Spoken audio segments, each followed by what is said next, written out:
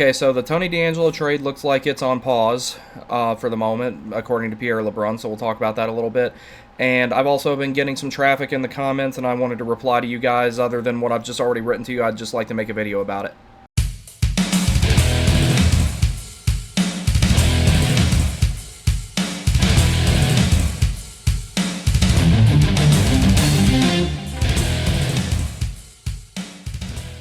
Okay, so a little bit of news on the front here with the pending Tony DeAngelo trade. There's apparently something holding it up. I don't know what that is. It's not really been stated yet. Corey Lavalette here said something about it being a no-take-back thing. I don't know if that's a joke or if he's actually implying something serious, but I'll just take it for what it's worth that there's just some little hang-up probably with either the salary retention or who the prospect going back the other way is, or maybe either side is wanting to add a piece of some sort, so we'll see. So biggest reason I wanted to make this video was to do some comment replies, and I've been getting a little bit of engagement with some of the stuff on the videos and everything like that, and I do my best to reply to everybody. So here's what I've been considering doing. I wanted to eventually have a weekly podcast called The Warning Take Weekly. I know, cheesy, but I came up with it and I like it. So the thing is, I didn't plan on starting something like that until about the preseason training camp time frame. However, what I'm thinking now that I'm getting some comments and everything like that, I can reply to the comments in the form of a video as opposed to just replying to them by commenting back. So I think that that would maybe give me a springboard to start the whole weekly show like I want to. I'm going to go ahead and give that a test run today and see how it works. So this first one here is from Gatecrash AC. This is in regards to a video that I made about potential AHL affiliates that the Hurricanes could have. He asked me if Winston-Salem wasn't an option. I gave him a little bit of a response before, but now I want to give him a little bit more of a detailed one.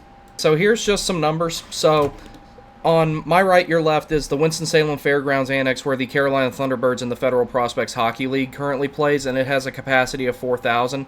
So that is not going to be the smallest AHL arena off the hop, but it would be next to the smallest one. And then on the other side here is the capacity of Bojangles Coliseum where the Charlotte Checkers play, and the Norfolk Scope Arena, which is where the Norfolk Admirals play, just to give an idea of some capacities of arenas. So initially off the top of my head, I thought that maybe the Winston-Salem Fairgrounds Arena, which I've been to before, I used to go to SPHL games there when the Fire Ants would go there, I thought that maybe that facility would be too small. However, one of the newest facilities in the American Hockey League, being the one where the San Jose Barracuda play, actually has a capacity that's very similar. So here are the two smallest facilities by capacity in the American Hockey League.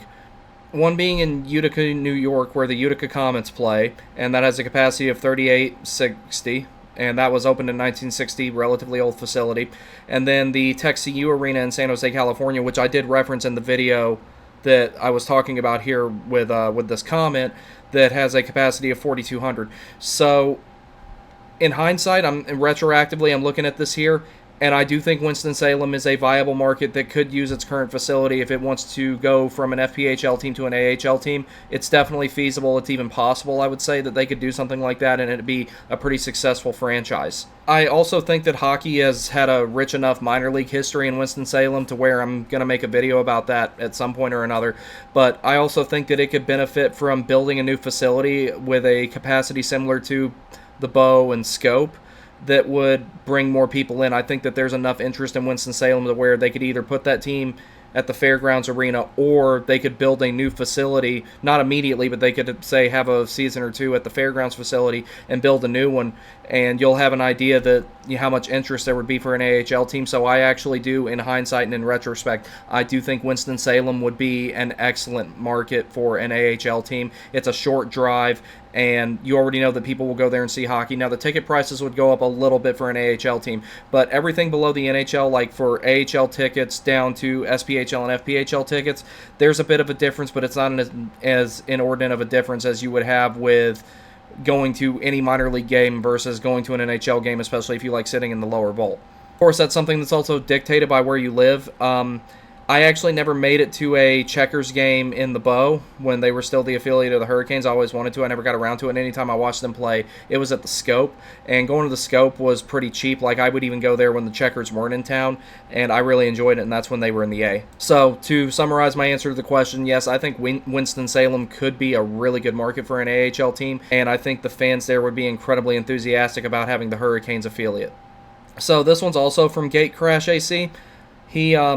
He replied to a video where I was talking about how a lot of the armchair GMs were having absolute meltdowns after we got eliminated from the playoffs. I had a meltdown in Game 3, and I'm sitting there losing my mind saying, oh, we could have addressed this at the deadline and all this other stuff. But we have to consider Svechnikov got hurt. Nobody was expecting that. You don't really plan for things like that. You can't, because otherwise you're going to spend your entire life in fear wondering when your next player is going to go down and everything like that, and you don't get anything done.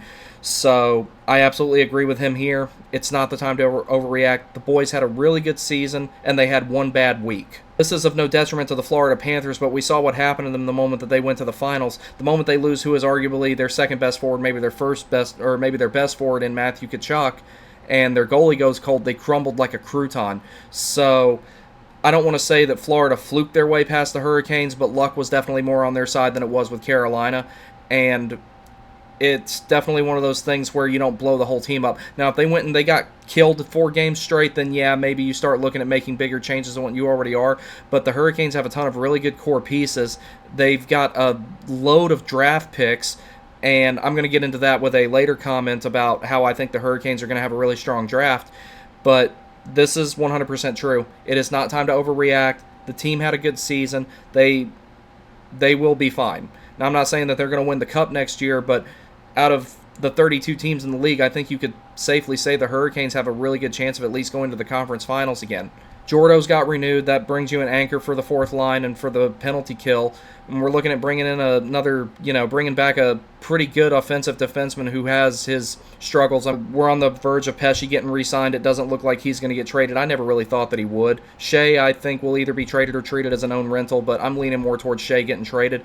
Aho, I'm confident that he will be renewed and about $10 million, maybe 10.2 if you really want to get specific, for an 8-year deal. So, Gate, thank you for both the comments and everything like that, and I hope to hear more from you soon. So I got 2 more here from Eric Heinke. Forgive me if I'm pronouncing that incorrectly, 2865. I'm a really big airplane nerd, so when I see that last name that you have there, I want to say Heinkel, the HE-111 bomber, so forgive me if I accidentally say Eric Heinkel at some point. So he left me 2 comments on 2 separate videos here. One of them, draft the 30th pick, one of the top goalies. When I was talking about potential Pesce trade suitors and the possibility of Elias Lindholm coming back to the Hurricanes, which I still think is a great idea. So in that video, he left a comment saying, with the 30th pick, let's look at one of the top goalies. The goalie situation right now with the Hurricanes is tricky, and it's going to resolve itself to some degree within the next week, I think, because Kochekov's locked up on a deal for the next 4 seasons, so you don't really have to worry about that. But you definitely do need to have some goaltending depth, especially on a team that is defense first, as Carolina is. You don't want to have a substandard netminder in there. So Anderson and Ronto both are a little bit injury prone, so that's one of the things that the front office is kind of looking at, but last I saw, they're both still in play.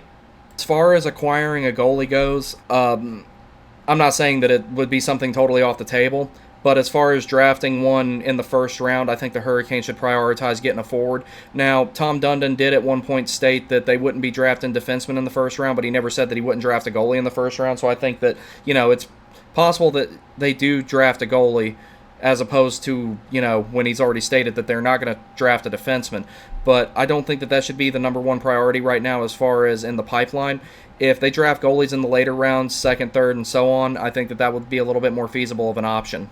That being said, drafting a goalie high-end is not a bad idea, but goalie development is also very, very strange in comparison to player development. They'll bounce up and down all the time, and, sometimes I remember there was one game where Alex Nedeljkovic, when he was still playing for the Hurricanes, he was in the ECHL affiliate at the time, the Florida Everblades, and he came up and made a start and totally skipped going to the American League in that particular regard for that time being, and it's goalies are weird. Their pipeline is kind of all over the place. So that's the thing with drafting goalies. Developing them is a lot different. I think if the Hurricanes get a goalie, they probably get one who's already kind of proven, someone who might be on the market like Connor Hellebuck, I think would be a really good target. Doesn't have to be a super long-term goalie solution as far as having a 1A and 1B. I think Kochetkov will be ready after this season. But that also adds into my personal belief that I think starting goalies in the traditional sense that we know them as, I think they're starting to go away. I think all teams are sort of starting to transition to a more 1A, 1B thing with goalies, to the point where I wouldn't be surprised if you start seeing closer to 50-50 splits on starts over the course of a season. I wouldn't be surprised if at some point in the near future it's not uncommon for one goalie to start 41 games and another goalie to start the other 41 games.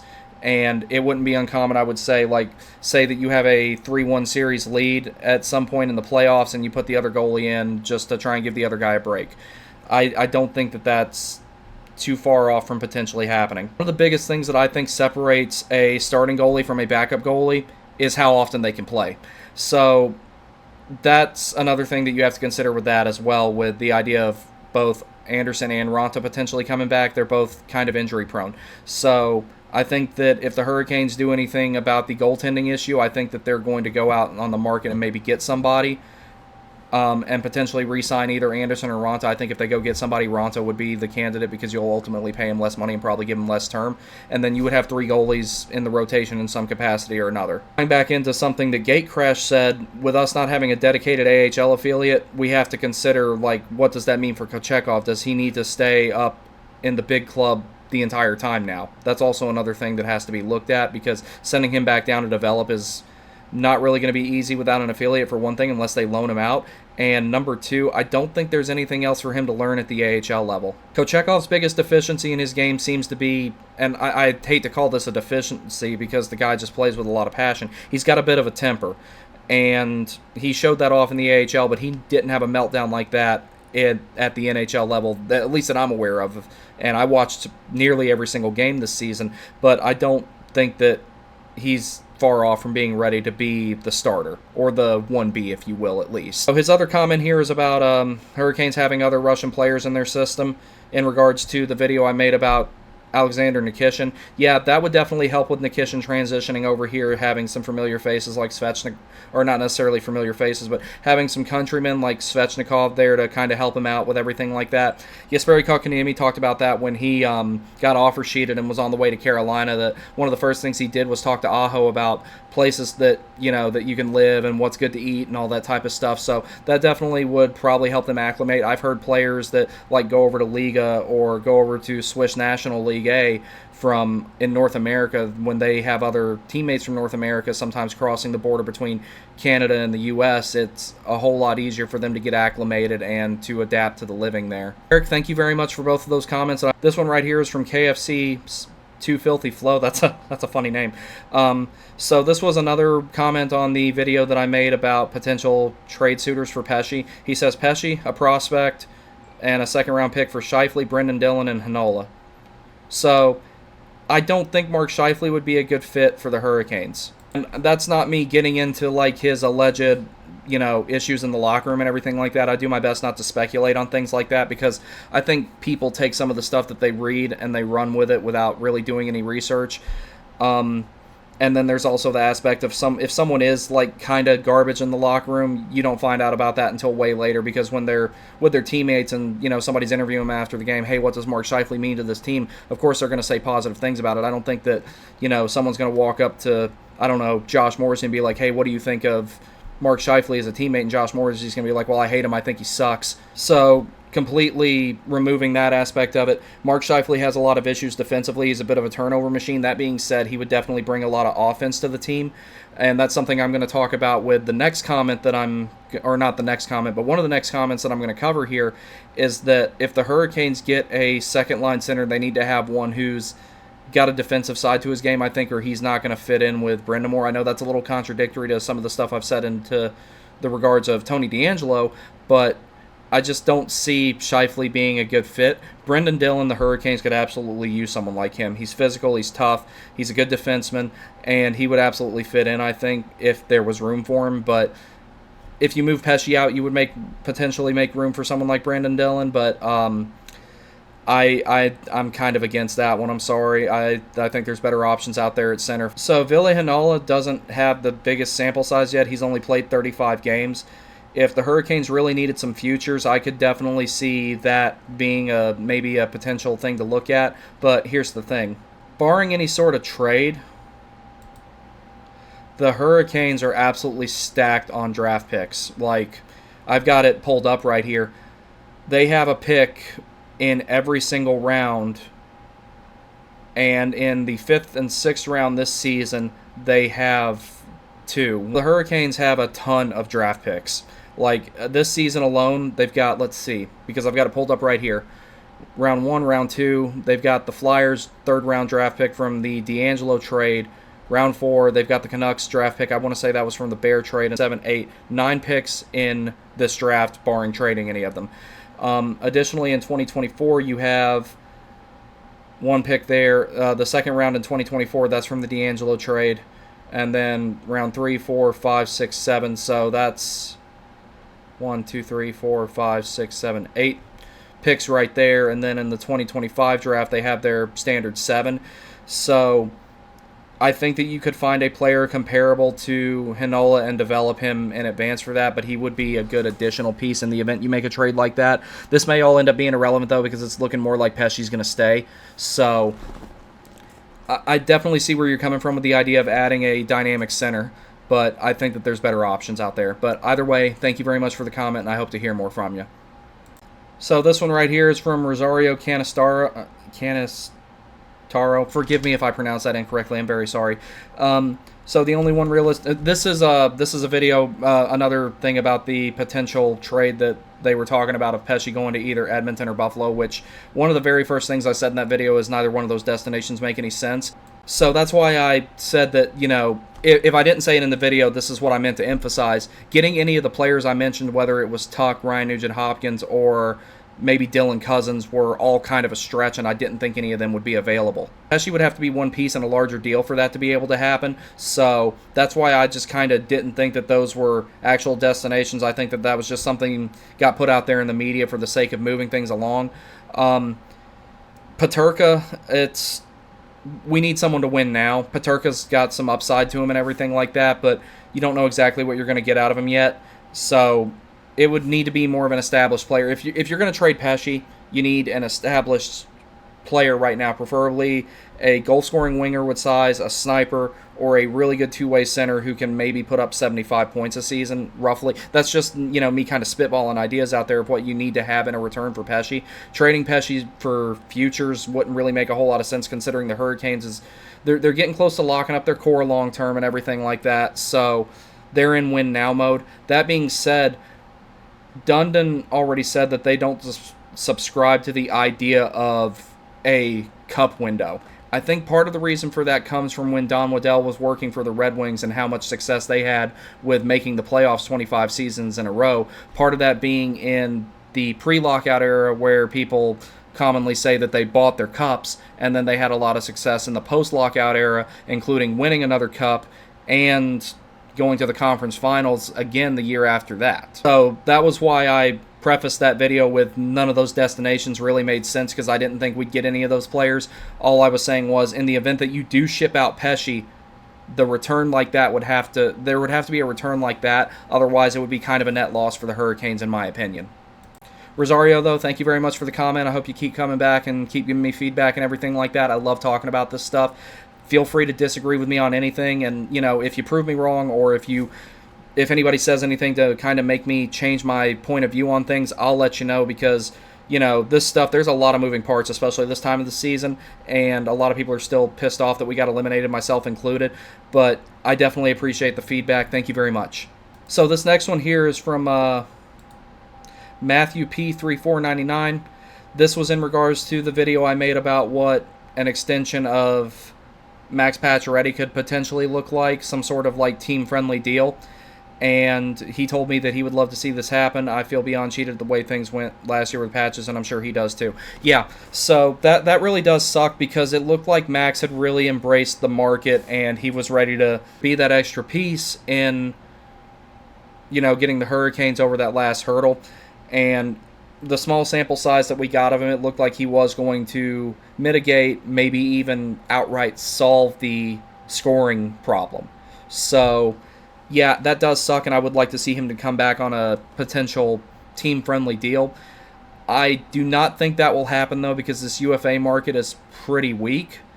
But this front office has worked some magic before. That's why I'm not worried about Pesci getting signed, and if he doesn't get signed, I'm not worried about him being involved in a really lopsided trade. I'm not worried about Aho going anywhere. I understand that possibility exists, but I think people are way too worried about that. Tom Dundon absolutely loves Aho, and he's going to open the checkbook for him. If I end up being wrong about that, trust me, it's going to surprise me too. But thank you very much for the comment. I hope Pacioretty comes back on a team-friendly deal, and I hope that we can put him on the power play and add some scoring because we really need it. But I think that putting him in a similar role to what Kasha was going to be in will work very well if the Hurricanes can get it done. Thank you for the comment. Keep coming back and leaving more comments. I'm enjoying this. So this next one here is from Jack Weldy, 4644. This was on the video that I made about Alexander Nikishin. He says this is great, some information for you, only having 17, now 18 subs. To be honest, if you were up to it, I'd like to see this channel develop something like what Steve Dangle does for the Leafs. That would be really cool, but great job, man. Keep it up. Thank you. So I don't think I'm ever going to be as big as Steve Dangle. So I've watched some of his stuff. I don't dislike him, and I'm not even indifferent to him. I do like him. One of the biggest things that I like about him is the fact that he has gone completely independent. I think that for sports media in general, but let's just keep the topic to sports, I think that is long overdue, because one of the reasons that I didn't watch the Stanley Cup Finals was not just the fact that I was annoyed that the Hurricanes weren't there. I can't stand Eddie Olczyk, and I don't like Kenny Albert as a hockey commentator. I think he's a pretty good football commentator. I liked hearing him call baseball, but I don't think that he really has the pace to keep up with hockey, especially as fast as the game has become. Additionally, I made a video about, and a comment on this video is going to get addressed next, actually. I made a video about a trade proposal that Greg Wyshynski made, and I'm going to do my best not to trash people on this channel. I'm really going to try. But Greg Wyshynski says some of the dumbest things that I've ever heard in my life, to the point where when I read that, I thought that I was going to have to, go outside and get some fresh air. It was that bad, in my opinion. I think that, people not getting all their sports news and sports speculation from one place is a good thing. That will allow for people to have more choices in who they view and if they like their content or not. And also now there's the ability to get feedback. Back in the day, it's like you'd go grab a newspaper, right? And you'd read an article, and you'd be like, "Oh my God, this is stupid." You'd roll your eyes, and you just kind of close it, throw it in the trash can, and go on about your day. Whereas nowadays, when people put this stuff on the internet, people can at least say something back. And my biggest problem with Greg Wyshynski was not necessarily his takes. My problem with Greg Wyshynski is he attacks people on a personal level over things completely unrelated to sports in the first place. And my second problem with it is anytime anyone criticizes him, even if they do so in a respectful manner, he plays the victim. And he's one of those guys that works at a network that's been declining for a long time, and that they fail upwards and all kinds of other stuff. So I'm happy that Dangle is doing good and that he's doing his own thing and that he's taking viewership away from the big networks, and people are watching things like that and things like The Hockey Guy. I started watching Twisted Wrister about 6 months ago. I think his videos are really good. I'm glad that there's more stuff like that popping up now. Ideally, what I would love to see, I would like to see the national broadcasts go away entirely. I would like for each team to just worry about their own broadcasting. Instead of having this super complicated collective thing, like we see how much trouble we're having now with Bally Sports going bankrupt and everything like that. If the teams had their own individual responsibility to broadcast the games, and I'm talking about all the games, I'm talking about from the first preseason game to the last game of the Stanley Cup Finals, and then they could come up with certain packages for the fans and everything like that, like say, hey, I only want to watch the Hurricanes, but if you're a season ticket holder and you go to most of the home games anyway, then you could pay for a package where you just watch the away games, or you can have a pay-per-game plan or a pay-per-month plan, something that ultimately could be a lot cheaper and maybe have higher broadcast quality. I'm not saying that that's automatically what would happen, but that potential is there.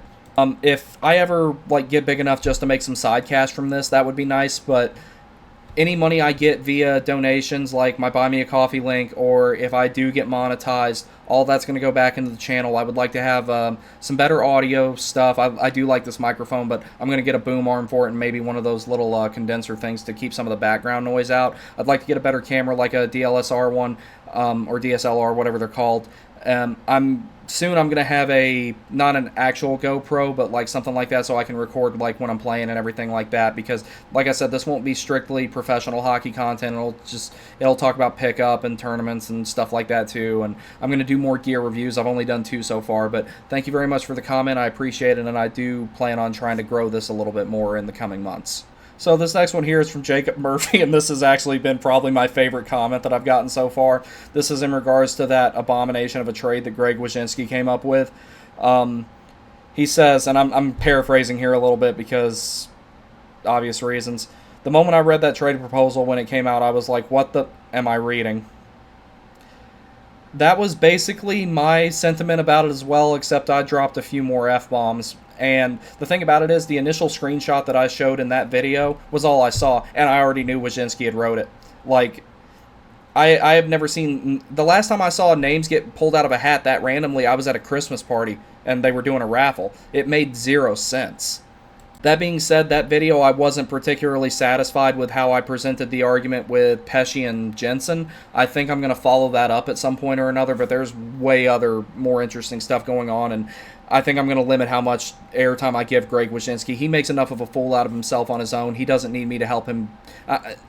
He can out-stupid himself without my help. I'm just going to let him cook. Okay, so this other one's from Travis C328. Loving the video updates, bro. Happy Tony is back. We got to let Don cook this summer. I agree. So Tony's not back yet, and like I said, that's hit a snag, but we'll see how it all plays out.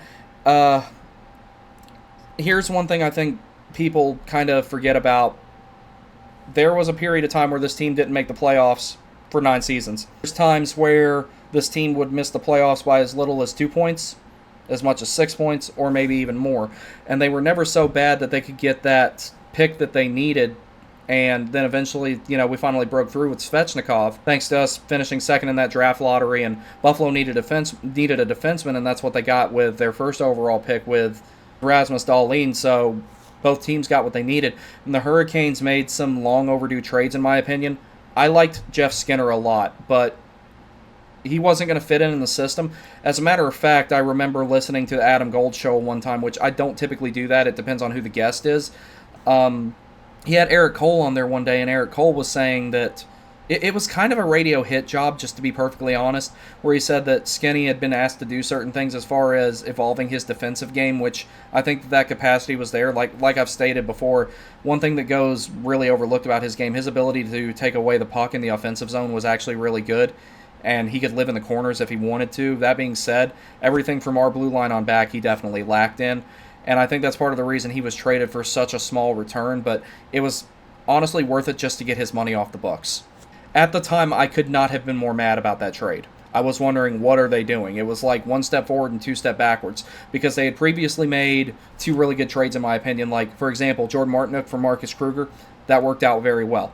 And then they made the other trade where they moved Elias Lindholm and Noah Hannafin to get Michael Ferland and Dougie Hamilton, and ultimately the rights to Adam Fox.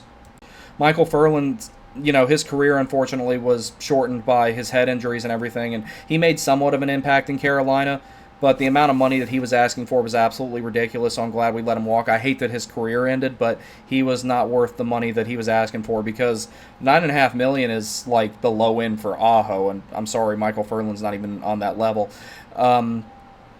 Dougie made an impact while he was here. Everyone talked about how much of a turnover machine he was, but everyone's less of a turnover machine when they're with Jacob Slavin. And that brings me back to what I was saying earlier about Scheifele. A lot of people said that Dougie was locker room cancer, and I think people just kind of arbitrarily assume because they don't like somebody that they must be locker room cancer. And I'm guilty of that too. I've made that mistake before myself, but now that I'm, doing albeit a very small thing in the media, in the social media sphere here myself, I want to look at things a little bit more objectively, and Dougie Hamilton did work out here very well, and that trade ultimately resulted in the Hurricanes getting a couple more picks when they traded Adam Fox away, because Adam Fox said he would only play for the Rangers. So trading his rights to a team that you already knew he was going to sign with, that was a smart move, and long term it worked out really well for the Hurricanes. So above all, the biggest reason I was happy about that trade is I thought that people talk about Tony DeAngelo being a turnover machine. Noah Hannafin, at the time at least when he played for the Hurricanes, was arguably worse. So I think that just for the sake of restructuring the roster, and they were all good ideas. Above all, it sent the message that the Hurricanes were not going to stand pat in the market anymore, that they were going to make transactions, they were going to make trades, and do stuff that they weren't doing before, because we were so used to having stagnant trade deadlines, selling off assets, and helping the Blackhawks stay under the cap, and that's all that was really going on until the current front office took over. Additionally, Don Waddell, a lot of people, myself included, owe him an apology because they were hoping. I remember being on Reddit, and a lot of people were saying, hey, this guy needs to go, and hopefully with Francis's departure, Dundon, coming in and taking over the team, maybe that he'll eventually be gone. And a lot of people were madder than, you can imagine when he became the GM of the team, and it's worked out well. I can't recall a trade that the Hurricanes have made yet that has actually been really bad. You can say maybe they lost a trade here or there, but I'm having a hard time thinking of one that they definitively lost.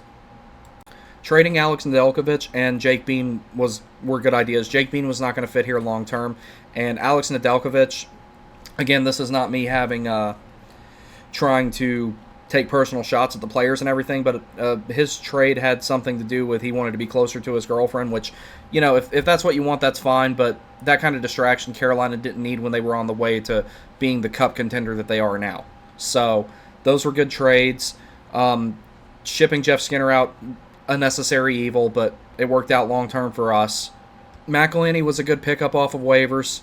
He helped us get as far as we did in the 2019 season.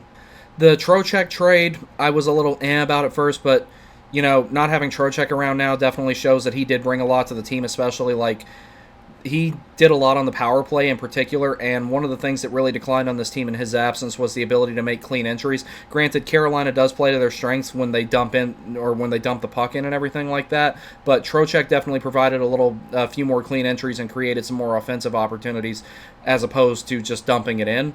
So that's one thing that I hope the Hurricanes can maybe rectify a little bit this offseason. Brady Shea, as I've stated, I don't think he's going to stay with the Hurricanes, but he's made a pretty good impact while he was here, especially this past season, having a career high in goals and everything like that. He had a career season, and if it wasn't for him, there's probably a few close games that we would have lost because he was on another level defensively this year as well. But at one point in time, there was a stretch where it looked like he was the only guy on the team who could put a puck in the net. So that was a good move as well to bring him in. Because of the events of 2020, we'll never know exactly how it worked out, but even with losing Dougie Hamilton, they went out and, found a way to replace him temporarily with Sami Vatanen, but we all know that season ended up going really weirdly and having the bubble and everything like that. And 2020 was actually, prior to this past season, 2020 was the last time that I was super hopeful that they were actually going to win it all, especially when they made the moves to get Shea and Trocheck. I was like, okay, we're going in the right direction here. The trade for Hakanpää I thought was pretty good as well. Edmondson, I've seen some stuff about him potentially coming back to the Hurricanes. I would love that. Jed's one of my favorite players. Having that presence on the bottom pair could be good, but with the defense is going to be weird, and people are always worried about it creating a logjam. I don't think these logjams on defense will ever last with the Hurricanes out of the simple fact that they've already stated that they don't draft defensemen in the first round, so I don't think that that's going to be a problem for very long. Travis, thank you very much for the comment. Keep coming and leaving feedback, and I'll keep getting back to you the best I can. Alright guys, so that's going to be it for me with this particular video. I'm thinking about doing a breakdown of the heat map and the shooting percentages and all that stuff of Gostisbehere and DeAngelo, just for the sake of showing people, hey, Tony's coming in to replace Gostisbehere. He's not going to be on the top pair with Slavin playing against the best players in the league night in and night out. He will be in a better capacity this time around with the Hurricanes if this trade still goes through. But I want you guys to let me know what you think in the comments and everything like that. Thank you very much for your time. I really appreciate everything. Please like, comment, subscribe, everything like that if you happen to see this video and everything like that. I almost stole THG's closing line from him. I don't want to do that. And I will see you next time. Looking forward to the draft, all that type of stuff. So, y'all take care.